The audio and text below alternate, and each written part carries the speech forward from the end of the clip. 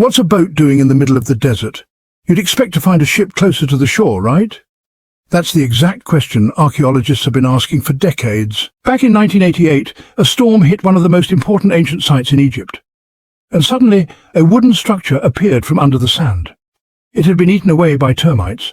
Scientists were determined to solve the mystery. In 2000, they started digging at the site near Abydos, and pretty soon an American team of archaeologists uncovered a 70-foot-long boat, and it wasn't alone. In total, they found 14 boats lined up side by side in a neat row. Because of how badly they deteriorated, it was impossible to fully excavate all the boats. But luckily the wood was preserved enough to take samples.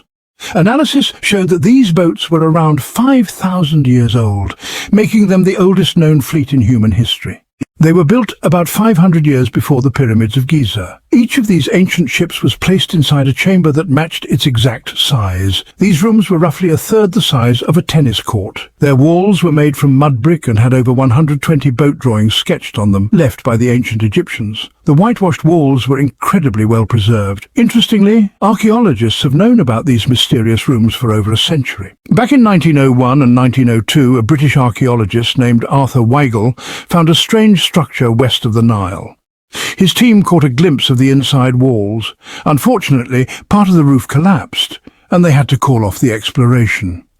The site was abandoned, but its location stayed marked on maps. At first, the location of the boats led scientists to believe they once rested on the banks of the Nile. But there was a problem with that theory. Today, the Nile flows nearly 7 miles west of Abydos. Other studies showed that the river's path hasn't changed much throughout history. Also, if the boats had been floating near a dock, they wouldn't be so perfectly aligned. The 14 ships at Abydos were laid out in an exact parallel pattern. The only logical conclusion? Someone intentionally placed them like that, and it must have taken a massive effort. Thanks for listening, everyone. If you enjoyed this story, please follow the Pharaoh Code channel, check out our future videos and support us by subscribing, liking and commenting. It really helps us keep sharing these ancient mysteries with you. Each boat had enough room for up to 30 rowers. These were real boats, they could actually float. They weren't just models, but, scientists still aren't sure if they were ever used on any body of water. In ancient Egypt, that doesn't necessarily make the discovery any less important. For a long time, the only evidence of Egyptian ships came from small models, like the 35 mini-boats found in King Tut's tomb. The design of the Abydos boats confirms they were the real deal. They're the oldest known examples of what's called plank-built boats. In earlier times, people would hollow out giant tree trunks to make boats or tie reeds together into rafts. But these ships were made from wooden planks fastened together, an impressive shipbuilding achievement for their time. And they must have looked amazing. Wood was a luxury back then, especially in the desert. Egypt had no local forests, so cedar wood had to be imported from Lebanon. Only a pharaoh could afford that kind of extravagance. Studies of the area around the ancient fleet revealed even more answers. Scientists discovered a mud brick structure nearby where ancient Egyptians worshipped the pharaoh. Its estimated construction date matched the timeline of the boats. The same kind of bricks used in that temple were also used to seal off the boat chambers. These rooms had roofs, which is what the archaeologists stumbled on by accident back in the early 1900s. Just like mummies in tombs, these magnificent ships were laid to rest inside grand chambers. The outside was just as stunning. Originally, the outer walls were coated in white limestone plaster that reflected the blazing desert sun. The whole boat complex must have gleamed from miles away. Ancient Egyptian builders used that same technique on the pyramids. Today they look jagged, but that wasn't always the case. When the pyramids were first built, they had a smooth outer layer of polished white limestone. They didn't have stair-like steps, just a sleek, glowing surface that sparkled in the sunlight. The outer layer looked more like a ramp than a staircase. That left archaeologists with one last big question. Which pharaoh owned the fleet? The answer was just a mile away, from the tomb of Pharaoh Senwosret III, a king from the 5th dynasty. His burial timeline and the architecture of the boat chambers matched up. His death might also explain how the boats ended up in the middle of the desert. He may have died in northern Egypt, and his body was transported along the Nile in a majestic funeral procession of decorated ships. Afterward, the boats were lowered into chambers near his final resting place. This all had deep symbolic meaning in ancient Egyptian religion. Boats played a huge role in their beliefs about the afterlife. Their main god was Ra, who travelled across the sky during the day as the sun, and at night he sailed through the underworld on a solar boat. The pharaoh believed he was the living form of Ra, which is why he needed boats in the afterlife. It was believed to be the only way for him to renew himself. Just like the sun rises every day over the horizon, this belief lasted for thousands of years. Pharaoh Khufu also had a boat that scientists discovered in 1954 next to his pyramid in Giza. It was about 400 years younger than the Abydos fleet, but Khufu's boat was nearly twice as long. The Great Pyramid in Giza and King Tut's tomb are probably the most famous archaeological discoveries in Egypt, but there are still many secrets buried under the endless sands of the Sahara Desert. In 2020, archaeologists uncovered a lost city, which they described as the most important discovery since King Tut's tomb. The city is believed to date back 3,000 years and could offer historians a rare glimpse into the daily life of ancient Egyptians. Famed archaeologist and Egyptologist Zahi Hawass announced the site as the Lost Golden City. It's called Aten and is located about 300 miles south of Cairo, near the famous Valley of the Kings. When archaeologists first began digging, they found mud brick walls stretching in all directions, and they discovered full rooms filled with tools and daily life objects. The team uncovered a bakery, a residential area, and even an administrative district, all dating back to a time when Egyptian civilization was at its wealthiest. The Egyptians were also the first to craft items from iron. Back in 1911, scientists found a collection of iron beads near a village in northern Egypt. These are believed to be the oldest known iron artifacts. What makes this find so special is that the beads were made by hammering pieces of meteorite iron. The 9 beads were part of a decorated necklace that's now blackened and corroded. It's totally normal for a 5,000-year-old piece of jewellery to be made from an iron-nickel alloy. Researchers were amazed at the craftsmanship of these ancient jewellers, especially when you consider they didn't even know the material came from outer space. The Great Pyramid of Giza also has another fascinating feature.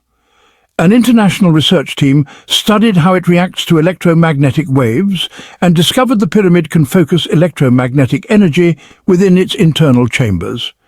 This effect also occurs beneath the pyramid, where there's an unfinished underground room. It seems the pyramid's electromagnetic response is related to the limestone, the primary material used to build it.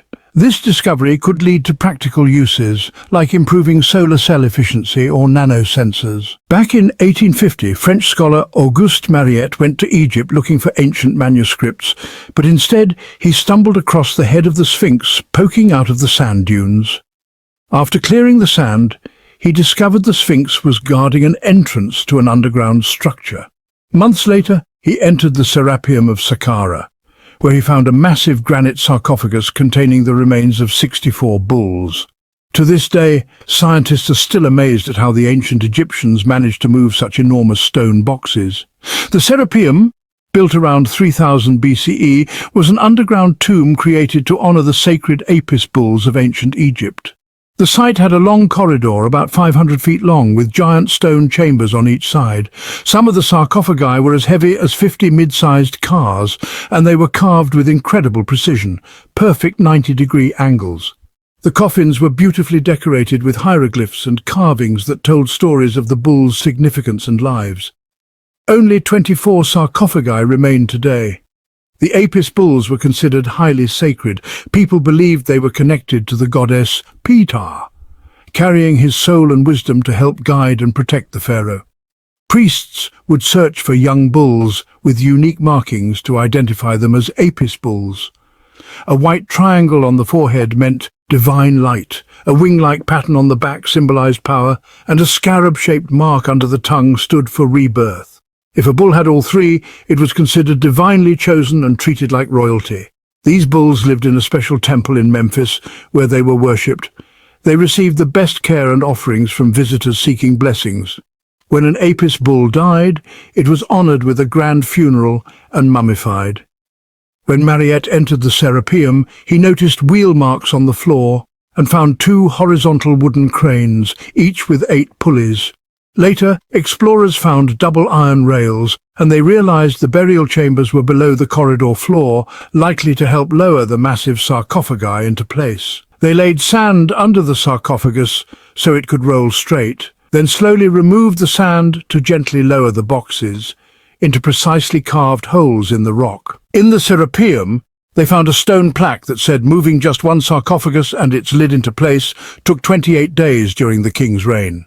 The super-precise corners, perfect 90 degrees, might have another explanation. The ancient Egyptians wrote about engineering a long time ago in texts or maybe papyrus scrolls. It shows they knew about the number pi and could even calculate the volume of a pyramid with its tip cut off. If they were doing complex math like that back then, it makes sense they could also carve flat surfaces perfectly smooth just 500 years later. That all sounds logical, but some people think something's off. The boxes are way bigger than the bulls they supposedly buried in them. Meanwhile, the pharaohs were buried in tiny coffins that barely fit their bodies, plus the sarcophagi were made of granite, extremely hard to work with. They could have used limestone, which would have made things a lot easier. Moving the boxes sounds simple, but only on paper. If one person can pull around 440 pounds, it would take at least 250 people to pull just one box. The tunnels in the Serapeum were super tight, only about 2 feet wider than the boxes themselves. There's no way hundreds of people could squeeze into those tight spaces to pull them. Even if they could, how would they turn the box in such a narrow hallway? Yet somehow they lowered them into place and centered them perfectly. And they didn't just do it once. They did it 24 times, and every single box was exactly centered. On top of that, the rooms were dusty, and there were no signs of lamps or fire damage, meaning they were working in almost total darkness. Some believe these boxes had a totally different purpose, one that dates way back, even before the time of the pharaohs. Locals already knew how fermentation worked. That's when tiny organisms called yeast eat stuff like starch and turn it into gas and ethanol. So maybe someone in ancient Egypt put food, like barley bread or even meat, inside a giant stone oven, then sealed it up tight with a heavy lid. These granite boxes were carved so precisely that they were almost completely airtight. Nothing could leak out.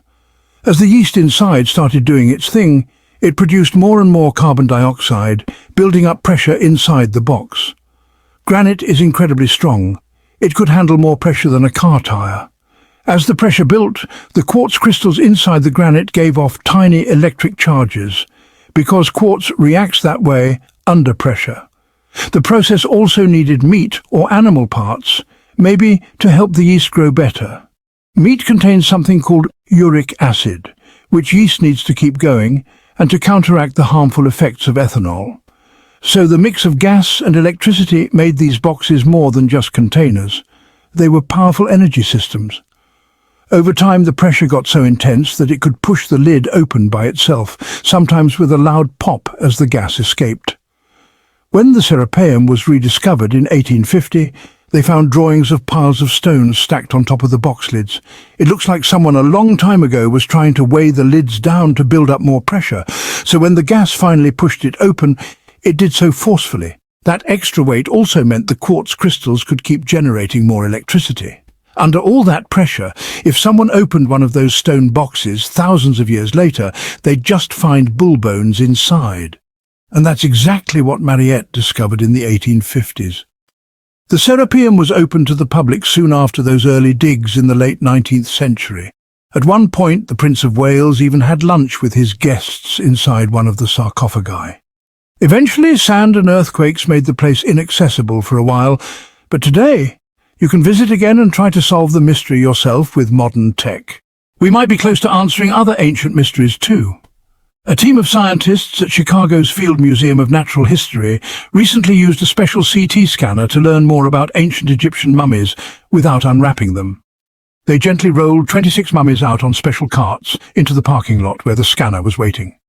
Thousands of detailed X-ray images were taken of each mummy and its coffin. When the images were pieced together, scientists created three-dimensional models showing the bones inside and even some artifacts. They hope these scans will help them understand ancient Egyptian burial practices from over 3,000 years ago. Even though the scan only took 4 days, analyzing all the data might take up to 3 years.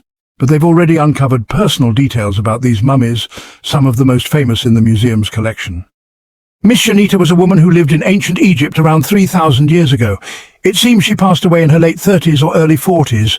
To make sure her body looked whole and preserved for the afterlife, embalmers stuffed her neck so it wouldn't collapse. They also inserted artificial eyes into her eye sockets so she could see in the next world. She was wrapped in fine linen and placed in a beautifully decorated coffin. Scans revealed that the coffin was carefully crafted, with a slit in the back that embalmers used to fit the body inside. There were also some artistic details on the surface, like marks where her knees had been.